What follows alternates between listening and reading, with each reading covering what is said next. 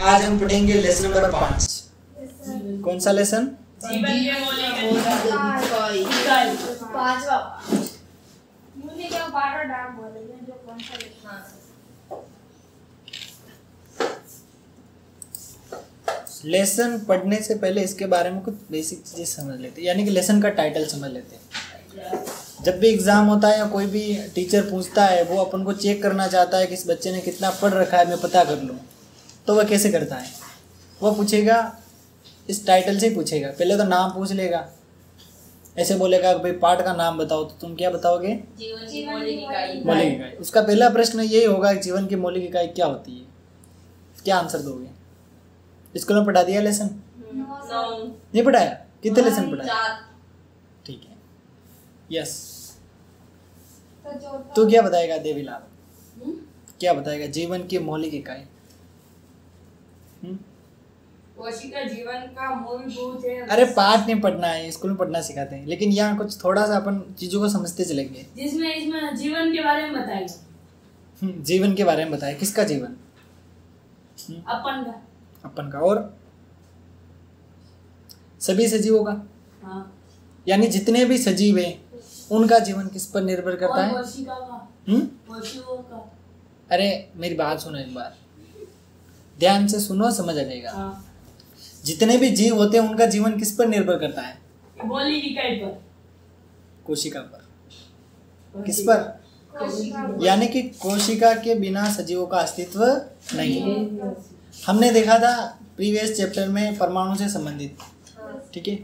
तो ये जैसे परमाणु सबसे छोटी इकाई होता है ना, फिर तो अविभाजित अपरमाणु कण आ जाते हैं। तो ये कोशिका जो है ये भी क्या है? सबसे छोटी इकाई, सूक्ष्मतम इकाई। यानी कि ये एक कोशिका मिलकर धीरे धीरे मतलब बहुत सारी कोशिका इसे मतलब बना लेती है, और इस प्रकार क्या होता है, मतलब एक अंग तंत्र शरीर बन जाती है। ठीक है, अंग बनता है अंग से तंत्र, और तंत्र से शरीर। सर अंग से तन उत्तक। हाँ, उत्तक की बात नहीं, उत्तक से अंग। अब बोलो। हाँ। ठीक है, और सीक्वेंस बता देता हूँ एक बार। सबसे पहले कोशिका होती है, ठीक है? कोशिका से क्या होते हैं? उत्तक बनते हैं, उत्तक से अंग, अंग से शरीर। समझ में आ गया? हाँ, इस प्रकार। अब तुम्हें लगता होगा जब भी तुम्हारे कभी हाथ के घाव लग जाता है तो वो बहुत समय बाद ठीक होता है, तो ये कैसे हो जाता है? कौन बताएगा इसके बारे में? वो अंदर कोशिका। अच्छा, जब घाव लगता है तब वहाँ क्या होता है? खून आते हैं। खून आते हैं, और क्या होता है वहाँ पे? मांस चमड़ी कट जाती है। हाँ। तो फिर बहुत समय लगता है, लेकिन वापस वो जुड़ जाती है। नहीं जुड़ती। हम्म? जुड़ जाती है। सारा ढूंढी कम में अंदर मुकाबला करे। ठीक है, तुमने लाइसोसोम के बारे में सुना है क्या? लाइसोसोम क्या होता है? उसको आत्मघाती थैली कहते थे, ऐसा कुछ? नहीं सुना है? 8th में नहीं पढ़ा गया? ऐसा कुछ था कोशिका संबंधी चैप्टर, सजीव निर्जीव कोशिका वाला था। हाँ, तो इसमें हो सकता है। यानी कि तुमने देखा होगा, यानी कि वो खुद को ही कोशिकाओं को खा जाती है जो खराब हो जाती है उनको, ऐसा कुछ होता है। फिर सारे कॉन्सेप्ट अपने उस जगह अप्लाई होते हैं, और उस प्रकार क्या होता है, अपना जो घाव होता है धीरे धीरे ठीक हो जाता है। वहाँ पे नई कोशिका उत्पन्न हो जाती है, और नई कोशिकाएं आ जाती है, और जैसे ही वहाँ पे पहले जैसा उसको स्ट्रक्चर मिल जाता है और सब कुछ सही हो जाता है। समझ गए कि नहीं? तो ये बहुत माइनर लेवल पे अपन कोशिका को समझते हैं। सबसे बड़ी कोशिका स्टोमच गार्ड। अब वो बाद में, फालतू की स्टैटिक बाद में पढ़ लेना है। ठीक है। अब कोशिका की खोज की बात करें तो किसने की थी? कौन बताएगा? भावना बताएगी? सर रॉबर्ट हुक ने 1665 में। 1665 में। अच्छा, क्या देखा इसने अपनी आंखों से? कोशिका को देखा, लेकिन इसकी जो स्ट्रक्चर था वो किसके समान था? स्वनिर्मित सूक्ष्मदर्शी को देखा। किसको देखा? स्वनिर्मित सूक्ष्मदर्शी को देखा। नहीं। मिलर। चलो अब मैं थोड़ा सा बता देता हूँ, सुनना, वापस क्रॉस क्वेश्चन करूंगा जो तुम्हें समझ आ जाएगा। ठीक है। कोर्क की पतली काट, किसकी? कोर्क की पतली काट के अवलोकन पर रॉबर्ट हुक ने पाया कि इसमें अनेक छोटे छोटे प्रकोष्ठ होते हैं। मधुमक्खी का छत्ता तुमने देखा है, उसी को प्रकोष्ठ कहा जाता है। यानी कि छोटे छोटे एक जैसी समान संरचना होती नहीं होती, तो कोशिका में भी ऐसी होता है, समान जैसी स्ट्रक्चर होते हैं, सेम स्ट्रक्चर होते हैं। किसमें? और छत्ता तो हमें दिखता है, लेकिन कोशिका इतनी छोटी होती है कि दिखती नहीं, आंखों से नहीं देख सकते उसको। सूक्ष्मदर्शी की सहायता से देखा जा सकता है। आंखों से नहीं देख सकते। हाँ सर, किसकी मदद से देखेंगे? सूक्ष्मदर्शी। हाँ, सूक्ष्मदर्शी। इसको अंग्रेजी में कहते हैं माइक्रोस्कोप। माइक्रोस्कोप। याद रखना, इंग्लिश में बोलना अच्छा लगता है, मैंने तो कहीं यूज किए है ना, और देखा भी, बहुत सी स्लाइडें बना के दिखा है। ये बाल को भी देखा। साइंस रही हुई है, नहीं बाल तो नहीं देखे, लेकिन वहाँ पे कुछ स्लाइडें बनाई जाती है उनको, ठीक है। लेकिन कोशिका के स्ट्रक्चर देखें अलग अलग, जैसे पेड़ की जो टहनी होती है, पेड़ की शाखाएं होती है, पत्तियां होती है, इसमें भी देखा है आपने, अलग अलग टाइप के स्ट्रक्चर होते हैं। जैसे बोला ना, इसने देखा मधुमक्खी के छत्ते के समान, तो ऐसे अलग अलग डिजाइन में इनके क्या होते हैं? स्ट्रक्चर होते हैं। राकेश, किसके होते हैं स्ट्रक्चर?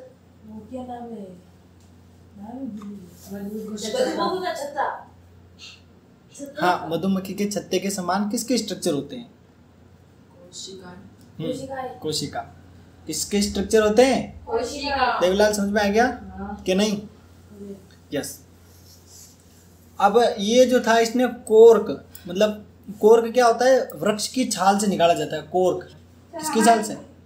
वृक्ष की छाल से, यानी कि जो भी पेड़ होता है उसकी छाल से कोर्क को क्या किया जाता है? निकाला जाता है, ठीक है। अब इसको इसने निकाला और इसकी स्लाइड बनाई। क्या की? स्लाइड बनाई। और इसने खुद सूक्ष्मदर्शी बनाया था, देख लो, स्वनिर्मित सूक्ष्मदर्शी, ठीक है। यानी कि इसने खुद क्या बना लिया था? सूक्ष्मदर्शी। और उसकी मदद से इसने क्या किया था? उस जो कोर्क की स्लाइड बनाई और उसको उस माइक्रोस्कोप में रख के अपनी आंखों से क्या किया? देखा। जब उसने अपनी आंखों से देखा तो उसको किसके जैसी संरचनाएं दिखी? मधुमक्खी का छत्ता। अब ये काम इसने किस सन में किया था? तो 1663 में। हाँ बेटा, किसने किया था ये काम? रोबोट हुक ने। ठीक है, ये ऐसे क्वेश्चन याद है? हाँ सर, ये ठीक है। पहले से आगे। रोबोट हुक ने प्रोकोस्टको को कोशिका कहा। अब इसने नाम दे दिया कि भाई ये जो दिख रही है मेरे को, इनको मैं क्या बोल देता हूँ? कोशिका। अब खोज इसने की तो नाम भी इसी ने रख दिया। ये चाहता था इसके नाम पर भी रख सकता था, लेकिन पता नहीं इसको क्या सूझा, बाकी इसका नाम फेमस हो जाता और अपन को भी आसानी से याद हो जाता। समझे ना? तो ये कॉन्सेप्ट है। अब इसको छोटे छोटे छिद्र दिखे ने, तो इस एक छिद्र को इसने कमरा मान लिया। क्या मान लिया? कमरा। यानी कि देख रहा था ये बहुत सारे रूम है, तो इस प्रकार इसने जो सेल नाम दिया, इसने कोशिका जो नाम दिया इसने, तो ये इसी आधार पर दिया था, क्योंकि इसका जो अर्थ होता है क्या होता है? छोटा कमरा। क्या होता है? छोटा कमरा। अब तक हमें क्या क्या जानकारी समझ में आ गई? 1665। कब? 1665। अब जो रोबोट हुक था, कौन था? Robot hook. इसने किसकी खोज कर ली थी? कोशिका की खोज कर ली थी। सूक्ष्मदर्शी की मदद से देखा था। और स्लाइड इसने किसकी बनाई थी? कोर्क की बनाई थी। स्लाइड किसकी बनाई? कोर्क की स्लाइड बनाई। और जो इसको छोटे छोटे छिद्र दिखे उसको इसने क्या नाम दिया? कोशिका। बताओ क्या नाम दिया? कोशिका। कोशिका। समझ में आ गया? पक्का? ये सारा कॉन्सेप्ट समझ में आ जाएगा तुम्हें? एक बार याद रह जाएगा? हैं? एक बार और बताऊं? एक बार और सुन लो। 1665 में रोबोट हुक ने कोर्क की एक स्लाइड बनाई, ठीक है, और माइक्रोस्कोप से देखा और उसको क्या नाम दे दिया? कोशिका। अब बता दे मेरे को वापस। और ने स्लाइड बनाई। अरे आराम से समझ और फिर बता। पढ़ाई के अलावा अपने कोई काम नहीं अभी। वापस पूछो। प्रश्न है ही नहीं, कॉन्सेप्ट समझ रहे हैं और वापस समझाना है। सर हम जाएंगे छोटे छोटे पॉइंट्स जिसमें संरचना मधुमक्खी। अरे फालतू किताब की रामायण नहीं पढ़नी, घर पे पढ़ लेता। समझाना सीखना किसी और को कैसे समझाएगा? एक मिनट, अभी जो मैंने बात बताई इसे स्मित को समझा देंगे, तभी तो पढ़ाई सार्थक है। किसी और को समझे नहीं पा रहे, वो पढ़ाई किस काम? मधुमक्खी का छत्ता जैसा नहीं, ये पढ़ाई के काम नहीं आएगी। यानी कि पढ़ाई ऐसी करो कि किसी और को उसकी भाषा में थोड़ा बहुत समझा। हाँ अंकित बोलना, देखिए क्या बोला मैंने? चलो सुन लेना। कब की बात है? 1665। ठीक है। कौन था? रोबोट। हाँ, स्लाइड किसकी बनाई? कोर्क की। अब उस स्लाइड में उसने क्या देखा? छोटे छोटे छोटे छोटे प्रकोष्ठ। अब उन प्रकोष्ठों को उसने क्या नाम दे दिया? कमरे। कोशिका। और कोशिका का अर्थ क्या होता है? छोटा। कितना आसान है, इससे आसान और कोई समझा सकता है? हाँ अब समझा दे बेटा। 1665। हाँ 1665 में रोबोट हुक। हाँ रोबोट हुक ने छोटे छोटे कमरा और खरकश। हाँ यशमित समझा, यशमित समझा, जल्दी से समझा दे। 1665 में रोबोट हुक ने एक कॉर्क जैसी मुखिया थी लंबी कॉर्क की स्लाइड बनाई। कॉर्क की स्लाइड बनाई जिसमें उसने छोटे छोटे वो प्रकोष्ठ देखे। उसने उनको उसका नाम दिया कोशिका दे दिया।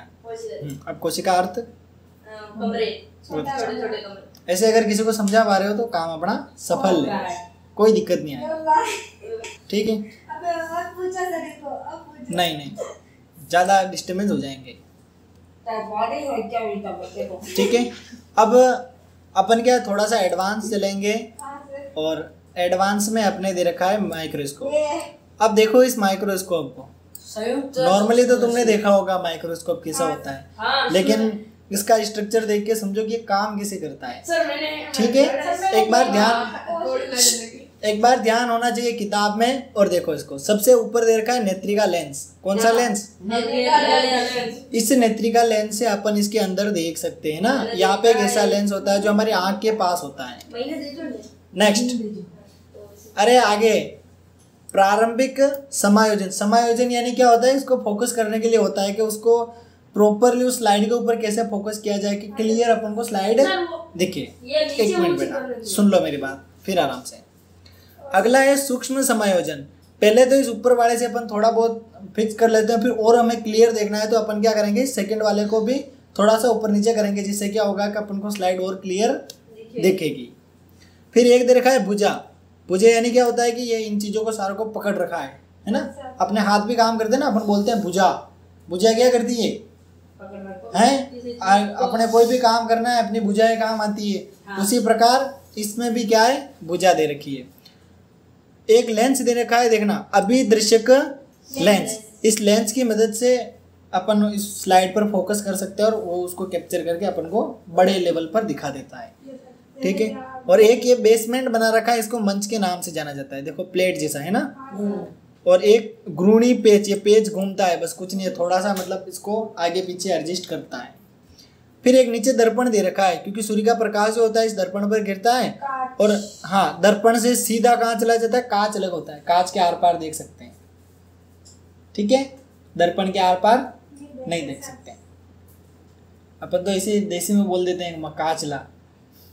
ठीक है, आर पार दिख रहा है वही कांच, खिड़की के लग रहा है वही कांच, और चेहरा देख रहे हैं वही, लेकिन विज्ञान में मामला सारा अलग अलग होता है। ठीक है, अब दर्पण देखो तुम्हें दिख रहा होगा, यहाँ पे जिस प्रकाश आ रहा है दर्पण के टकरा रहा है, और टकरा के कहाँ जा रहा है? ऊपर की ओर अभिदृश्यक लेंस में जा रहा है। और ये प्रकाश अपनी आंखों में जाता है ना, मतलब अपनी आंखों में रिफ्लेक्ट होकर वापस रिटर्न आता है और स्लाइड पे गिरता है। सुनना ध्यान से वापस, ये जो मतलब दर्पण जो तुम्हें दिख रहा है, इस दर्पण पर प्रकाश गिरता है। ठीक है, और इस स्लाइड से होते हुए अभिदृश्यक लेंस से होते हुए अपनी नेत्रिका लेंस से होते हुए अपनी आंख में गिरता है, क्योंकि हमें वस्तुएं तभी दिखाई देगी जब अपनी आंख में प्रकाश गिरेगा। ठीक है, या वस्तुओं पे प्रकाश गिरेगा, समझ गए? बाकी हमें चीज़ें नहीं दिखाई देती, इसीलिए तो हम अंधेरे में नहीं देख सकते। तो ये कॉन्सेप्ट है, वापस रिटर्न आएगा और उसमें उजाले में हमें जो स्लाइड ही वो प्रॉपरली दिख जाएगी। फिर इधर दे रखा है संग्राही। अब संग्राही देख लो, तुम्हें दिख रहा होगा, मतलब ये स्टोर कर रहा है इसको, प्रकाश को। फिर यहाँ पे स्लाइड भी रखी हुई है, और स्लाइड को क्लिप की मदद से कंप्लीट बांध दिया जाता है ताकि हिले नहीं। ऐसे नहीं कि अपने आधा घंटा वेट करके इसको अच्छा किया, फिर थोड़ी सी स्लाइड हिल गई तो पूरा मामला बिगड़ गया। ऐसा भी तो हो जाता है ना कभी कभी। तो उस स्लाइड को क्या किया जाता है, क्लिप की मदद से फिक्स कर लिया जाता है ताकि वो हिले डुले नहीं बाद में। ठीक है, और ये एक नलिका दे रखी है जिसका नाम है देह नलिका। तो अभी इस चित्र को तुम बनाने का अच्छा प्रयास करना। ठीक है, सीखना। अच्छी अच्छी ड्राइंग बनाते हो तो वैसे ही तुम्हारी इम्प्रूव हो जाएगी, ऐसी प्रैक्टिस करोगे। ठीक है, हाँ बना लेना। यस, अब यहाँ पे देखो, ये प्याज की झिल्ली की कोशिकाएं दिख रही है, देखो दिख रही है हैं। अब ये डार्क डार्क जो दिख रहे हैं ना, ये केंद्रक है। क्या है? केंद्रक, बिंदु जैसे है ना। जैसे परमाणु में नाभिक था ना, तो इसमें भी क्या है? केंद्रक। और ये जो मतलब खाली जगह जो दिख रही है, ये पूरा एक मतलब आकृति बन रही है ये ऐसे, है ना, अलग अलग स्ट्रक्चर। तो एक जो ये कमरा है, इसको एक कोशिका के नाम से अपन जानते हैं। समझ में आ गया? समझ में आ गया क्या कि नहीं? एक बार हाँ, इसको एक बार समझाने की जरूरत ही नहीं, एक ही बार में आ जाएगा। ठीक है, जो काला काला दिख रहा है वो केंद्रक, और ये पूरा जो एक सर्कल बन रहा है या फिर एक स्ट्रक्चर दिख रहा है, इसको हम एक कोशिका के नाम से जानते हैं। यहाँ पे लिख रखा है कोशिकाएं, यानी प्लूरल है, तो बहुत सारी कोशिकाएं तुम्हें यहाँ पे दिख रही होगी। समझ में आ गया यहाँ तक? कंप्लीट। अंकित? हाँ, ये भी कोशिका देखी थी, वो किसकी थी? प्याज की झिल्ली। प्याज की झिल्ली की। ठीक है।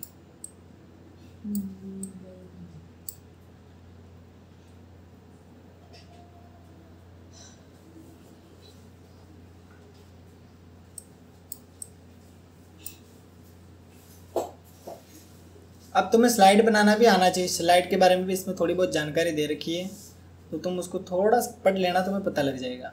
ठीक है, स्लाइड से संबंधित।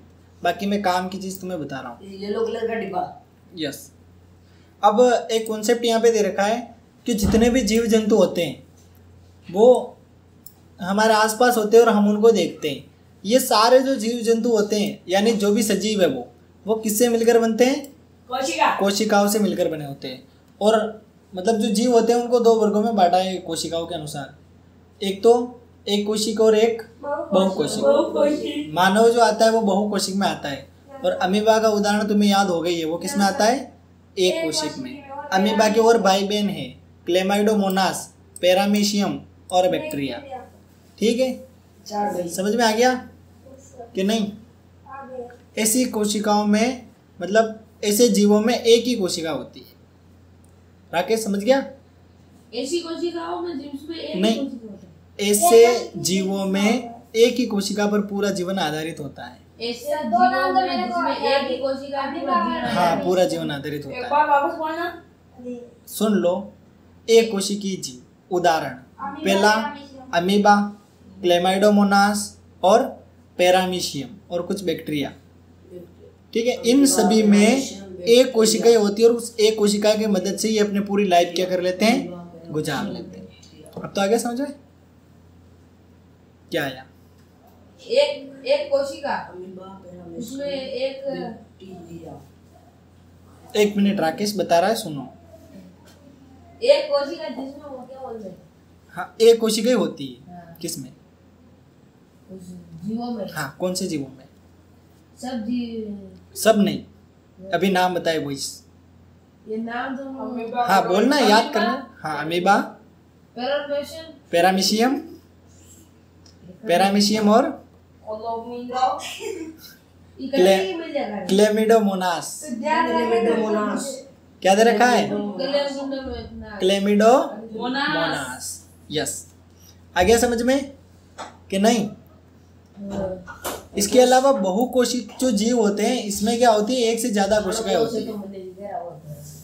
बहुकोशिक जो जीव होते हैं उसमें क्या होते हैं? एक से ज्यादा कोशिकाएं होती है, और वही कोशिकाएं क्या करती है? मिलकर विभिन्न प्रकार के ऊतकों का निर्माण करती है। समझ में आ गया यहाँ तक कि नहीं? आ गया? जैसे इसमें कुछ एग्जाम्पल दे रखे हैं, उनको देखते हैं। जैसे इसमें दे रखा है फंजाई, पादप, जंतु। ठीक है, ये इसके कुछ उदाहरण दे रखे हैं, तो ये तुम्हें याद रखना। ठीक है, एक चीज और दे रखी है, सुनना।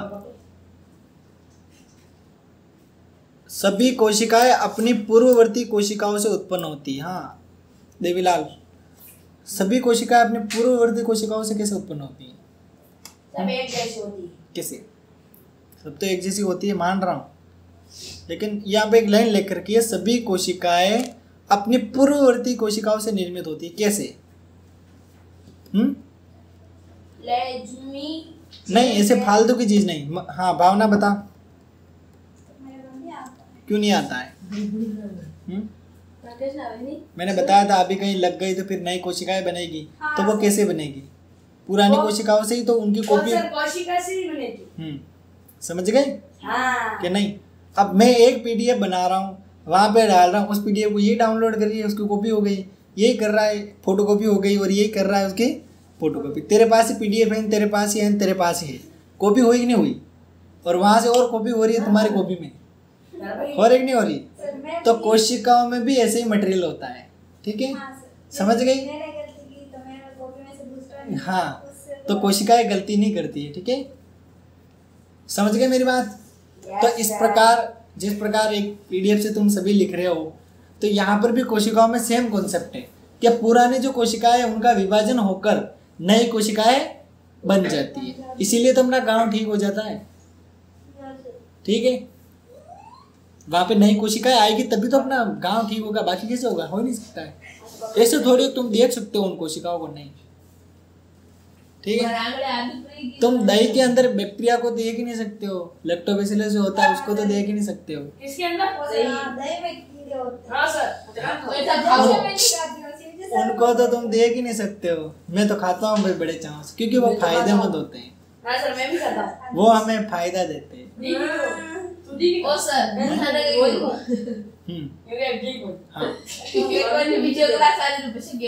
हाँ, तो अपने जो एक्स्ट्रा क्वेश्चन है ना वो बाद में डिस्कस करेंगे, ठीक है?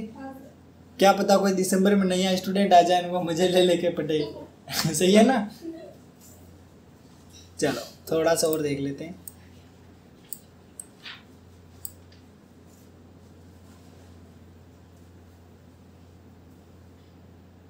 अब ये थोड़े से और दे रखा है, इसको देख लें, एक्स्ट्रा पढ़ लें, ठीक है? हाँ सर, thank you। कोशिका का सबसे पहला पता लगाया तो रोबोट हुक ने, कब? 16 से 65 में, ठीक है? ये फालतू की बात मैंने बताई थी। अब ल्यूहेनवाक एक और ही है, ल्यूवेनहक, इसने 1674 में सबसे पहले उन्नत सूक्ष्मदर्शी से तालाब के जल में स्वतंत्र रूप से जीवित कोशिकाओं का पता लगाया। देख लो, हाँ सर। ये वैज्ञानिक क्या दिमाग के डिस्टर्ब भी होते हैं क्या? साले कुछ न कुछ खुरापाती काम करते रहते हैं। उसने कोर की स्लाइड बना के देख ली, तो इसने सोचा कि यार मैं कुछ खोज करता हूँ, तो ये वापस गया 74 में, मतलब लगभग कितने साल हो रहे हैं? 9 साल हो रहे हैं। हाँ सर। 9 साल में पता नहीं इसको क्या भूत चढ़ा, जो तालाब में गया, उसका जल लेके आया, उसमें से कोशिका इसने निकाल ली। ये देखो भाई, छोटे छोटे जीव जंतु, समझे? हाँ सर। तो ये मतलब उससे प्रेरित होकर इसने अपना काम सफल कर लिया। सुनना, काम की चीजें परीक्षा में पूछी जाती है। अब जो आ रही वो रोबोट ब्राउन, कौन? Robot brown. हाँ, इसने 1831 में, कब? केंद्र का पता लगाया। कब? 1831 में कोशिका के अंदर केंद्रक का पता लगा दिया, जो अभी तुमने थोड़ी देर पहले देखा हुआ, हाँ सर। देखा था ना केंद्रक, उसका पता लगाया था। किसने लगाया था? वो कहीं नाम है रोबोट ब्राउन है। रोबोट ब्राउन ने। याद रखना, ल्यूहेनवाक याद रखो नहीं रखो कोई बात नहीं, लेकिन क्या याद रखना है? रोबोट ब्राउन को। ब्राउन ने किसकी खोज की थी? कोशिका के केंद्र की। स्कूल में मास्टर पूछे न पूछे, बड़ी परीक्षा है कोई सी भी दोगे प्रश्न पूछा जाएगा क्या पूछा जाएगा? कि कोशिका के केंद्र की खोज किसने की? Robot brown. Robot brown. कब की? 1831। आ गया समझ में? ठीक है, केंद्रक की, कोशिका के अंदर केंद्रक होता है ना, उसकी, ठीक है? 21 नहीं, 31, 31। हाँ, हो गया याद? नेक्स्ट, अगला बिंदु ध्यान से सुनना। एम स्लीडन और टी स्वान, 2 वैज्ञानिकों का नाम है, एम स्लीडन और टी स्वान। इन्होंने कोशिका का सिद्धांत दिया था। किसका सिद्धांत? याद रखना, अगर तुम्हारा एग्जामिनर सबसे कठिन प्रश्न बनाता है कि मैं बच्चों को 100 में से 100% नहीं बनाने दूंगा, तो वो यही प्रश्न उठाता है। बीच में ये रह गया ना, छोड़ उसको, अपन को पीएचडी नहीं करनी, जय अपन को पीएचडी नहीं करनी, अपन को अच्छे नंबर लाने हैं, बस चीजों को समझना है। ठीक है, समझ में आ गया कि नहीं? इस सिद्धांत में इन्होंने बताया कि सारे के सारे पौधे और जंतु किससे मिलकर बने होते हैं? कोशिकाओं से। समझ गए? Yes sir. अब ये वीर्य को छोड़ दो, इससे कोई लेना देना है नहीं है, फालतू की चीजें माता खाएगा। हैं? कौन सा पेज? क्यों, जरूरी है क्या? यस। अब अगला पेज निकालो और 5.3 चित्र को देखो। इसको देखो, अपनी आंखों से देखो। हाँ सर, देखो, अपना खून होता है ना, उसमें ऐसी रुधिर कोशिकाएं पाई जाती है, दिख रही है? अपने ब्लड में, अपना नहीं सभी का, किसी का भी खून उठा के देख लो, उसमें ऐसी ब्लड ऐसी कोशिकाएं पाई जाती है अपने ब्लड में। ठीक है, तुमने कभी देखा नहीं होगा, खून गिर रहा है, जा रहा है, हाथ के लग रहा है, लेकिन ऐसी कोशिकाएं खून के अंदर होती है। आंखों से नहीं दिखती है लेकिन होती है। हाँ देवीलाल पूछ। ऐसी कोशिका वाला चित्र भी बनाया मैंने। हाँ, तो ये दिख रही है तुम्हें रुधिर कोशिकाएं हैं? अगर मैं क्वेश्चन देता हूँ टेस्ट में कि रुधिर कोशिकाओं का चित्र बनाओ तो बना लोगे? हाँ भावना, कौन सा क्वेश्चन आएगा टेस्ट में? नहीं, अभी मैंने क्या पूछा? हाँ, बना लेगी? क्या गोले बना देगी ना, कुछ कर देगी? नहीं ना, अच्छा बनाएगी। चीजों को जैसा है वैसे ही दिखाना है, ठीक है? जैसा स्ट्रक्चर है वैसे ही दिखाना है। फिर देखो, एक देर की चिकनी पेशी कोशिका, इसको जब मानव शरीर पढ़ेंगे तब और डिटेल में देखेंगे, ठीक है? और एक दे रखी है तंत्रिका कोशिका, दिख रही है क्या? बिगड़ गई? नहीं आती, बीच में है। हाँ, तो मेरे यही नहीं है, पता नहीं उन्होंने क्या किया है यहाँ पे। मेरे को ऐसा लग रहा है बैठ के चाय पी ली देखें, ऊपर है, नीचे है, बीच में है ही नहीं। या यहाँ पे चाय गिर गई। हाँ, थोड़ी सी दिख रही है पर वो पूरी नहीं, ठीक है? अरे इसीलिए तंत्रिका कोशिका के चित्र तुम हर कहीं से बना लेना। मैंने भेजा ना, नहीं भेजा? मैंने बना लिया। हाँ। तो बस, तो ये और देर की एक अस्थि कोशिका है ना, हमारी जो अस्थियां होती है बेटा, हमारी जो अस्थियां होती है उसमें भी क्या होती है? अस्थि कोशिकाएं पाई जाती है। फिर दे रखा है अंडाणु और शुक्राणु, ये भी कोशिकाएं हैं। ये क्या है? कोशिकाएं। और लास्ट में वसा कोशिका, ये कोशिकाएं आदमी को मोटा बना देती है। क्या कर देती है? चर्बी मोटा बना देती है। समझ गए? ये मानव शरीर की विभिन्न कोशिकाएं हैं और इनका चित्र तुम्हें क्या करना है? बनाना। चित्र ज्यादा से ज्यादा बनाने, क्योंकि इससे तुम्हारी ड्राइंग स्किल भी सुधरेगी। और चित्र बनाने से एक फायदा ये कि मतलब अगर तुम्हें चित्र बना ही रहे हो तो तुम्हें वो कॉन्सेप्ट वैसे ही याद हो जाएगा सारा। और कोई दिमाग से कमजोर है, चित्र उसने पहले जाके बना लिया तो उसको सारा उत्तर ऑटोमेटिक याद आ जाएगा। चित्र देखते हुए वो सारी चीजें लिख देगा, पक्की बात है। अगर मैंने सूक्ष्मदर्शी का चित्र तुमसे बनवा लिया और तुमने बिना देखे चित्र बना लिया तो तुम ऑटोमेटिक उसकी थ्योरी लिख दोगे, ये वो है, ये वो है, इसकी मदद से देखते हैं, इसकी मदद से प्रकाश आता है, ये आता है, तुम सारे लिख दोगे, एक भी बिंदु नहीं छोड़ोगे। निबंध लिख दोगे पूरा चित्र बनाने के बाद, लेकिन पहले वो लोग सूक्ष्मदर्शी पे लिखो, तुम 4 लाइन लिख के रुक जाओगे, ठीक है? तो इस प्रकार का कॉन्सेप्ट है और इसको देखो आराम से। तंत्रिका कोशिका का सिर्फ नाम दे रखा है, चित्र यहाँ से उड़ गया है, उड़ के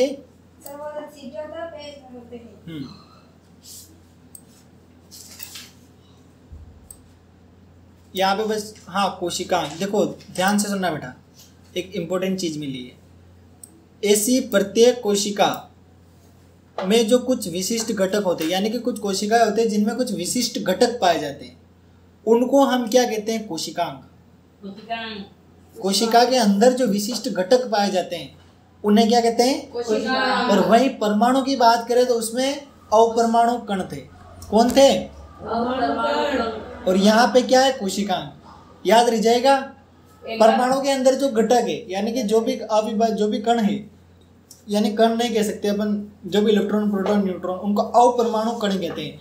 और यहाँ पे कोशिका के अंदर जो भी उसके भाग है उनको क्या कहेंगे? कोशिका। हो जाएगा याद? प्रश्न पूछा जाता है कोशिकांग किसे कहते हैं, लिख दोगे? उत्तर क्या लिखेगा? कोशिका के अंदर कुछ विशिष्ट घटक पाए जाते हैं। बोल, कोशिका के अंदर कुछ विशिष्ट घटक होते हैं। हाँ, घटक होते हैं, उसे क्या कहते हैं? कोशिका। हो गया याद? कोशिका के अंदर विशिष्ट घटक पाए जाते हैं, उसे कोशिका कहते हैं। उसे क्या कहते हैं? कोशिका। अब देखो, एक अगली लाइन देखना, कोशिकांग एक विशिष्ट कार्य करता है, जैसे कोशिका में नए पदार्थ का निर्माण करना और अपशिष्ट पदार्थों का निष्कासन करना। ये काम कौन करता है? कोशिका। ठीक है, प्रत्येक कोशिका का अलग अलग काम होता है और वो अपना काम बिना कहे कर लेते हैं, लेकिन यहाँ पे कितनी बार बोल दो फिर भी काम होता नहीं है। ठीक है, यहाँ तक समझ गए कि नहीं? अब ध्यान देना यहाँ पे थोड़ा सा। अब कुछ विशिष्ट घटक में यहाँ पे दे रखा है, जैसे प्लेज्मा झिल्ली। पहला क्या दे रखा है? दूसरा दे रखा है केंद्रक। क्या दे रखा है? केंद्रक। और तीसरा दे रखा है कोशिका द्रव्य। कोशिका के अंदर होने वाले समस्त क्रियाकलाप तथा उनकी बाह्य पर्यावरण से पारस्परिक क्रियाएं इन्हीं गुणों के कारण संभव है। यानी कि कोशिका बाह्य चीजों से जो कनेक्टेड रहती है उसका मेन रीजन कौन है? कोशिकांग। और कौन कौन से कोशिकांग मुख्य दे रखे हैं? प्लेज्मा झिल्ली, केंद्रक और कोशिका द्रव्य। हाँ देवीलाल बता, कौन कौन से कोशिका द्रव्य, मतलब कौन कौन से कोशिका के पार्ट है? प्लेज्मा झिल्ली, प्लेज्मा झिल्ली और केंद्रक और कोशिका।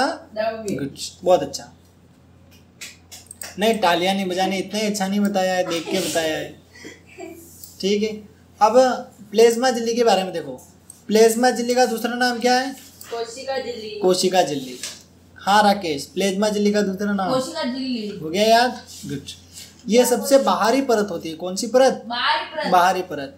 और कोशिका के घटकों को बाहरी पर्यावरण से क्या करती है?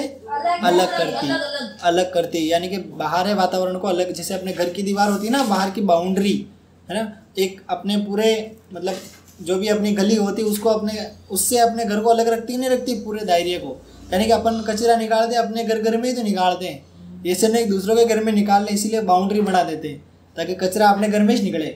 तो यहाँ पर भी ऐसे ही है, सेम है। इसमें क्या है बता देता हूँ कि जैसे जो कोशिका होती है उसकी जो बाहरी बाउंड्री है ना, उसको किस नाम से जाना जाता है? कोशिका झिल्ली या प्लेज्मा झिल्ली। समझ गए?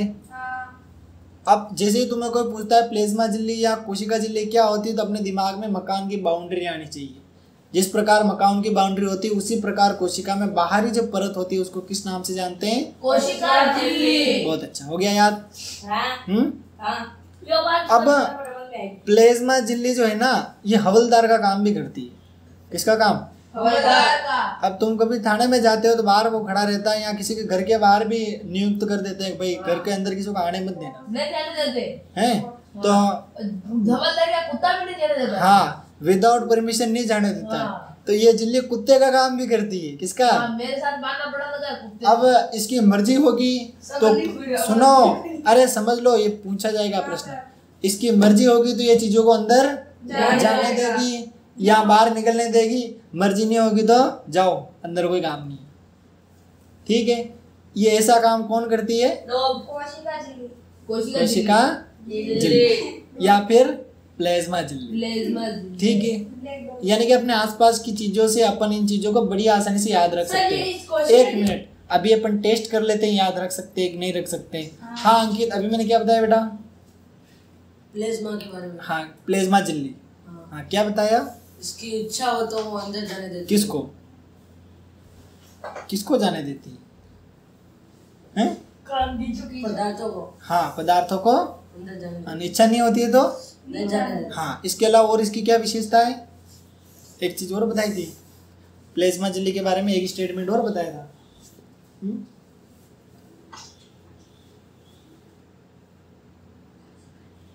प्लेज्मा झिल्ली दिमाग खराब कर देती। कोशिका झिल्ली। हाँ हाँ, एक ही बात है। ठीक है, प्लेज्मा और कोशिका एक ही होता है। ठीक है, प्लेज्मा झिल्ली, कोशिका झिल्ली। लेकिन अब बताना, एक स्टेटमेंट और था, ये कोशिका की सबसे बाहरी होती है। सुना? क्या सुना?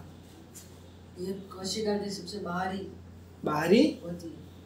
अरे परत होती है। बाहरी होती। क्या करूं तेरा हैं? और अन्य पदार्थों की गति को भी क्या कर देती है? ये रोक देती है, यानी स्पीड कम ज्यादा भी ये कर लेती है। समझ में आ गया कि नहीं? अब इतनी विशेषताओं के कारण इस झिल्ली को क्या कहते हैं? वर्णात्मक पारगम्य झिल्ली। प्रश्न यहीं से पूछा जाता है कि वर्णात्मक पारगम्य झिल्ली किसे कहते हैं? बताओ। कोशिका झिल्ली को, कोशिका झिल्ली को क्या कहते हैं? वर्णात्मक पारगम्य झिल्ली। ठीक है, अब क्यों कहते हैं? क्योंकि वो बाहरी को अंदर आने नहीं देती। मतलब थोड़ा सा क्लियर समझाओ। अंदर अथवा बाहर नहीं, किसको? पदार्थों को नहीं बाहर आने देती है, नहीं बाहर जाने देती है, नहीं जाने देती है, मगर बाहर से अंदर नहीं जाने देती। नहीं, समझाओ जल्दी देखो से। जैसे कि अपन ये ब्राउन डी है, ब्राउन डी वो तो तू बोल रहा है किसी को अंदर नहीं जाने देगी, घर के अंदर किसी को आने नहीं देगा, तो हवलदार का क्या काम हुआ? नहीं जाने, फिर उसको लगाएंगे, उसको निकाल देंगे बाहर के, जिसकी तुम उसको जरूरत अंदर होगी उसको जाने देंगे, जिसकी जरूरत नहीं होगी हाँ, उसको नहीं जाने अपने अनुसार चीजों को क्या करती है? जाने और आने नहीं जाने जाने देगी। और आने देती है। ठीक है, हाँ। अपनी इच्छा से काम करती है, समझ गए? इसीलिए इसको क्या कहते हैं? कोशिका झिल्ली, सिर्फ झिल्ली नहीं, वर्णात्मक पारगम्य वर्णात्मक, हाँ बोलो, याद करो अभी। वर्णात्मक पारगम्य झिल्ली का पारगम्य पारगम्य झिल्ली। यशमित बोल जल्दी से। पारगम्य झिल्ली, हाँ, यशमित को बोलने दो, बोल बेटा। वर्णात्मक पारगम्य झिल्ली बोल देंगे। एक मिनट, हाँ बोल, जल्दी से बोल। अरे हाँ, मैं बोल रहा हूँ ना, वर्णात्मक वर्णात्मक पारगम्य पारगम्य झिल्ली। अब बोल देंगे, वापस बोल जा। वर्णात्मक, झिल्ली अरे घर पे जाए ना, यहाँ से साइकिल चलाए, जब तक साइकिल नहीं रुकती है नाम नहीं रुकना चाहिए। ठीक है, बोल देंगे वर्णात्मक। वर्णात्मक, अरे मैं बोल रहा हूँ ना, वर्णात्मक। पारगम्य हाँ एक बार और बोल। वर्णात्मक पारगम्य झिल्ली। हो गया याद? और क्या चाहिए? ठीक है, मैटर आ गया समझ में? यस, थोड़ा सा और देख लेते हैं।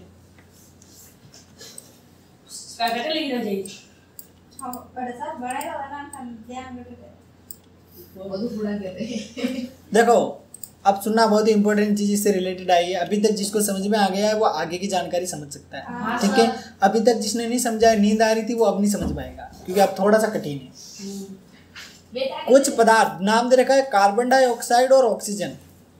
ठीक है, ये कोशिका झिल्ली के आर पार आ जा सकती है। ठीक है, कौन सी प्रक्रिया? विसरण। विसरण किसे कहते हैं? दो या दो पदार्थ मिलकर बनते हैं, उसे हैं? दो या दो पदार्थ मिश्रण के मिश्रण। विसरण जिसने बता दिया उसको 2 रुपए का इनाम मिलेगा। हाँ सर, वो तो पंच बिना देखे, बिना देखे, और नोट्स में भी था शायद।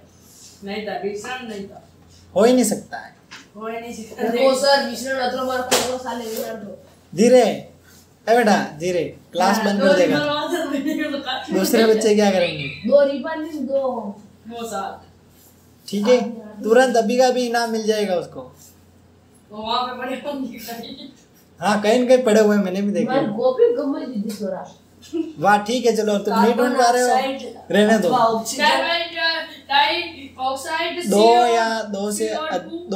दो पदार्थों का स्वतः एक दूसरे में मिल जाना क्या कहलाता है? मिश्रण। 2 या 2 से अधिक पदार्थ जो होते हैं ऑटोमेटिकली एक दूसरे में मिक्स हो जाते हैं, उसको क्या कहते हैं? भावना आगे समझ में? लेसन नंबर 1 में पढ़ा था। हाँ। या 2 में? 1 में पढ़ा था मैंने। 1 में पढ़ा था। हाँ। समझ में आ गया कि नहीं? इधर और सर, 2 विभिन्न पदार्थों के कणों अरे कोशिका झिल्ली जो होती है ना, ये अभी जिसके बारे में इतनी रामायण गाई, ये कार्बन डाइऑक्साइड और ऑक्सीजन को क्या करती है? इन विसरण के माध्यम से आने जाने देती है, यानी कि स्वतः एक दूसरे में मिक्स हो जाती है और ऑटोमेटिकली जितनी जरूरत होती है उतनी अंदर जाने देती है और फिर वापस बाहर आ जाती है। ऐसा प्रोसेस किसके साथ चलता है? 2 गैसों के साथ। कौन कौन सी? कौन कौन सी गैसें? ऑक्सीजन और कार्बन डाइऑक्साइड। आ गया समझ में कि नहीं? ये तो आसानी है। अब एक और बिंदु दे रखा है, पदार्थों की गति उच्च सांद्रता से निम्न सांद्रता की ओर होती है। इसको याद रखना, ये बाद में जब डिटेल में आएगा तो इसको पढ़ेंगे। जैसे कोशिका के अंदर बहुत ज़्यादा जल होता है तो वो बाहर आ जाता है, और कोशिका के अंदर बहुत कम जल नहीं होता है तो वो अपने अंदर एब्जॉर्ब कर लेती है। ऐसी कुछ चीज़ें यहाँ पे दे रखी है। ठीक है, समझ में आ गया यहाँ तक कि नहीं? देखो कुछ पदार्थ जैसे एग्जाम्पल के लिए CO2, ठीक है, ये कोशिका का अपशिष्ट होता है, यानी कोशिका चाहती है कि ये चीज़ मैं क्या करूँ, अपने से बाहर निकाल दूँ क्योंकि ये मेरे कोई काम की नहीं है। किसको देवीलाल, किसको निकालेगी कोशिका? कोशिका झिल्ली को। ये फालतू की चीज छोड़ दे, याद होने लग जाएगा, दिमाग चलने लग जाएगा। इसको रख देना बोतल को। हाँ पानी पियेंगे फिर, पढ़ने के बाद पानी पीना है। कोशिका अपशिष्ट, हाँ अपशिष्ट पदार्थों को बाहर निकाल दिए, लेकिन एक एग्जाम्पल बताया था अभी। भावना बता। हाइड्रोजन। बहुत अच्छा। CO2 जो होती है इसके लिए कुछ काम की नहीं होती है, बाहर निकाल देती है। और तुम्हें पता होगा श्वसन के दौरान हम ऑक्सीजन लेते हैं और कार्बन डाइऑक्साइड बाहर निकालते हैं, तो कोशिका बाहर निकालती है तभी तो वो अपने शरीर से बाहर निकलती है। समझ गए? क्लियर? यहाँ तक ओके तुम्हारा। कोशिका के बाह्य पर्यावरण में CO2 की सांद्रता कोशिका में स्थित CO2 की सांद्रता की अपेक्षा कम होती है। जैसे ही कोशिका के अंदर और बाहर CO2 की सांद्रता में अंतर आता है, उस समय उच्च सांद्रता से निम्न सांद्रता को विसरण के द्वारा CO2 से बाहर निकाल दिया जाता है। ये कुछ नहीं है, फालतू की चीज़ें। ये जब एक प्रैक्टिकल है उसमें तुम्हें समझ आ जाएगा, ठीक है। आगे जो पॉइंट्स दे रखे ना, इसमें तुम इसको समझ सकते हो। नहीं आगे नहीं निकालना है। अब ये बिंदु दे रखे हैं, देखो, यदि कोशिका को तनु विलयन में ना के माध्यम से, अर्थात जल में शक्कर या नमक की मात्रा कम और जल की मात्रा ज़्यादा में रखा गया है, तो जल परासरण विधि द्वारा कोशिका के अंदर चला जाएगा। ऐसे विलयन को अल्प परासरण दाबी विलयन कहते हैं। कोई टेंशन की बात नहीं है, तुम्हें सिर्फ परिभाषा याद करनी है, ठीक है। प्रश्न पूछेगा कि अल्प परासरण दाबी विलयन किसे कहते हैं, ठीक है। प्रश्न क्या पूछेगा? हाँ, इसका उत्तर क्या बताना है, सुनना ध्यान से। अरे सुनो, जल परासरण विधि द्वारा, कौन सी विधि द्वारा? कोशिका के अंदर चला जाता है। कहाँ चला जाता है? कोशिका के अंदर। उसे हम क्या कहते हैं? अल्प परासरण दाबी विलयन। आ गया समझ में? आसान है। प्रश्न ऐसे ही पूछेगा, क्विक क्विक उत्तर दे देना है। नेक्स्ट अगला बिंदु है, यदि कोशिका को ऐसे माध्यम विलयन में रखा जाए जिससे बाह्य जल की सांद्रता कोशिका में स्थित जल की सांद्रता के ठीक बराबर हो, तो कोशिका झिल्ली से जल में कोई शुद्ध गति नहीं होगी। ऐसे विलयन को हम क्या कहेंगे? समपरासरण दाबी विलयन। अब अगर हमें कोई प्रश्न पूछता है कि समपरासारी विलयन किसे कहते हैं, तो इसका उत्तर तुम क्या बताओगे? यानी कि कोशिका के अंदर और बाहर दोनों जगह जल की सांद्रता एक समान रखनी है। ऐसी कंडीशन में न तो कोशिका के अंदर से जल बाहर आएगा, न बाहर से अंदर जाएगा, क्योंकि सांद्रता क्या है? इक्वल है। अभी एक लाइन मैंने ऊपर तुम्हें अंडरलाइन करवाई थी जिसमें क्या बता रखा है कि कोशिक पदार्थों की गति उच्च सांद्रता से निम्न सांद्रता की ओर होती है। वही कॉन्सेप्ट है, ठीक है। कोशिका के अंदर जल जा रहा है तो अंदर क्या है? सांद्रता कम में, ठीक है, और बाहर सांद्रता अधिक है, तो जल अंदर चला जाएगा। जब तक जाएगा तब तक सांद्रता इक्वल नहीं हो जाती। सेकंड कंडीशन में सांद्रता ऑलरेडी इक्वल है, यानी कि जितनी सांद्रता बाहर है उतनी सांद्रता क्या है? अंदर। तो ऐसी कंडीशन में कोशिका के अंदर से न तो जल बाहर निकलेगा, नहीं बाहर का जल अंदर जाएगा, और बीच में कौन है? सिर्फ कोशिका झिल्ली या प्लेज्मा झिल्ली, ठीक है। सिर्फ प्लेज्मा झिल्ली के अंदर जल का ट्रांसपोर्टेशन सीख रहे अपन, और कोई चीज़ नहीं है। ज़्यादा कंफ्यूज होने की बात ही नहीं। हाँ, अब किसको समझ नहीं आ रहा है? क्या नहीं आ रहा है? अच्छा, अरे जैसे इस मार्कर को हम कोशिका मान लेते हैं, ठीक है। अब जैसे यहाँ पे मैंने कोई एक बीकर ले लिया है, ठीक है। अब ये बाहर की जो लेयर दिख रही है इसको मैं क्या मान सकता हूँ? कोशिका झिल्ली, ठीक है। अब मैंने एक विलयन तैयार किया है जिस विलयन की सांद्रता उच्च है और अंदर कोई सांद्रता नहीं है, ठीक है। जैसे मैंने इसको अंदर डाल दिया तो अब ये जो जल है इससे जल कहाँ चला जाएगा? कोशिका के अंदर। तो अब इस झिल्ली से होते हुए तो जाएगा ना, जल इस झिल्ली से होते हुए अंदर जाएगा, तो इसको हम क्या कहेंगे? अल्प परासरण। पहला वाला बिंदु क्या बताया था? अल्प परासरण दाबी विलयन, करेक्ट है? चेक करो एक बार। अल्प परासरण यानी कि बाहर से जल कहाँ चला गया? अंदर, कोशिका के अंदर। पहला बात क्लियर। दूसरी बात, बाहर की सांद्रता इक्वल है कोशिका के जो अंदर जल है ना उसके बराबर है।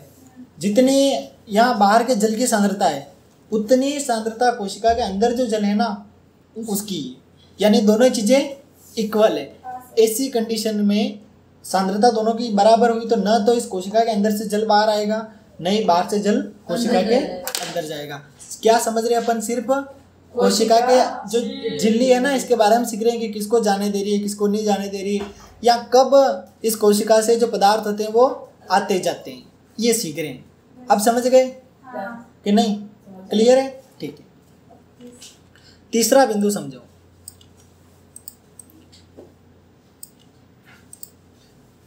यदि कोशिका के बाहर वाला विलयन अंदर के गोल से अधिक सांद्र है तो जल परासरण द्वारा कोशिका से बाहर आ जाएगा। इसको क्या कहेंगे? अति परासरण दाबी विलयन। इसमें क्या है कि कोशिका के अंदर से जल क्या होता है? बाहर आ जाता है। क्यों आता है? क्योंकि कोशिका के अंदर, सुनना, अरे ध्यान इधर बेटा, कोशिका के अंदर जो होती है वो सांद्रता अधिक होती है और बाहर सांद्रता कम होती है, इसलिए अंदर का जल बाहर आ जाता है। याद रखना, जिधर से जल स्टार्ट हो रहा है ना, मतलब आउट हो रहा है जिधर से जल, उस जो भी लोकेशन है वहाँ की सांद्रता अधिक है, और जिधर जल फ्लो कर रहा है, जिधर जल जा रहा है, भले बाहर जा रहा है भले अंदर जा रहा है, वहाँ की सांद्रता क्या है? कम। ठीक है? क्योंकि पदार्थों में क्या होता है, जो परिवहन होता है वो उच्च सांद्रता से निम्न सांद्रता की ओर होता है। समझ गए? अब किसको समझ नहीं आया? नहीं आया होगा तो मैं भले कल अपन डायग्राम बना के इसको समझ लेंगे थोड़ा बहुत। ठीक है? यहाँ पे एक डायग्राम बना देंगे, किस प्रकार जल अंदर जा रहा है बाहर जा रहा है, इसको समझ लेंगे। समझ गए? डायग्राम से जल्दी समझ में। हाँ, ये हमने वर्णात्मक पारगम्य झिल्ली के बारे में बहुत सी जानकारी पढ़ ली है। ठीक है? 3 क्वेश्चन यहाँ से निकल के आते और मैंने बता दिए। सर कल पढ़ेंगे। क्यों? प्लाज्मा झिल्ली के बारे में थोड़ी सी बात और जान लेते हैं। हाँ, ये लचीली होती है। ठीक है? कैसी होती है? लचीली। जैसे अपने टायर, ट्यूब, रबड़ होते हैं नहीं होते? हाँ। वैसे। दूसरी बात, कार्बनिक अणुओं से बनती है। किससे बनती है? कुछ के नाम दे रखे हैं, लिपिड और प्रोटीन। ठीक है? लिपिड और प्रोटीन से कौन बनती है?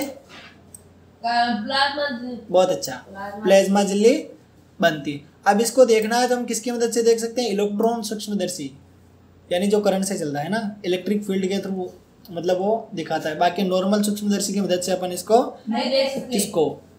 प्लाज्मा बहुत अच्छा, प्लाज्मा झिल्ली। यहाँ तक समझ में आ गया कि नहीं? आया। देखो यहाँ पे एक और चीज दे रखी है, कोशिका झिल्ली का लचीलापन एक कोशिकीय जीवों में कोशिका के बाह्य पर्यावरण से अपने भोजन अन्य पदार्थों को ग्रहण करने में सहायता करता है। ठीक है? यानी कि कोशिका जो झिल्ली होती है वो हेल्प करती है। अमीबा में देखा होगा, यहाँ पे कोई भोज्य पदार्थ पड़ा हुआ था, वो साइड से जाएगा, उसको ऐसे पकड़ लेगा और पकड़ने के बाद आराम से अपने अंदर डिजोल्व कर लेगा, खा लेगा। अमीबा में देखा होगा जीवों को कैसे पकड़ता है, तो इस प्रकार वो अपने अंदर खा लेगा। तो ऐसी जो उनकी जो झिल्ली होती है, यानी कि प्लाज्मा झिल्ली काम करती है मेन, वो जो प्लाज्मा झिल्ली होती है और ये प्रोसेस करती है खाने का, इसको हम किस नाम से जानते हैं? एंडोसाइटोसिस। एंडोसाइटोसिस। यानी कि एंडोसाइटोसिस में क्या होता है, कोशिका की जो झिल्ली होती है वो लचीली होती है और भोज्य पदार्थों को बाह्य पर्यावरण से ग्रहण कर लेती है, अपने अंदर खा लेती है डायरेक्टली। अपन तो खाना खाते हैं, पाचन होता है, बहुत सी चीज़ें होती है। इधर तो डायरेक्ट ही एक कोशिकीय जीव है, पकड़ा और डायरेक्ट ही वहीं पाचन हो गया, निपट गया मामला। ठीक है? ये अमीबा में होता है। समझ गए? अमीबा अपना भोजन किस प्रक्रिया के माध्यम से करता है?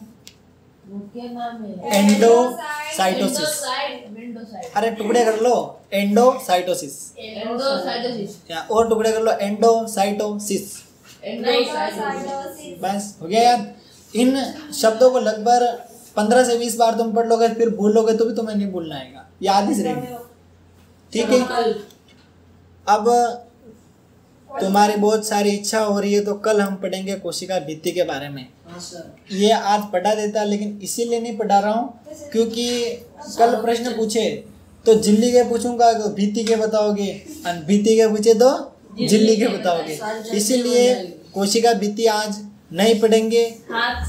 10 मिनट के लिए इस लेसन को साइलेंट बैठ के रिवाइज कर लो, फिक्स 10 मिनट में छुट्टी मिल जाएगी, नहीं तो आराम से 3:40 में नहीं, 1 मिनट रुक जाना बेटा। 1:40 तो कब के हो गए?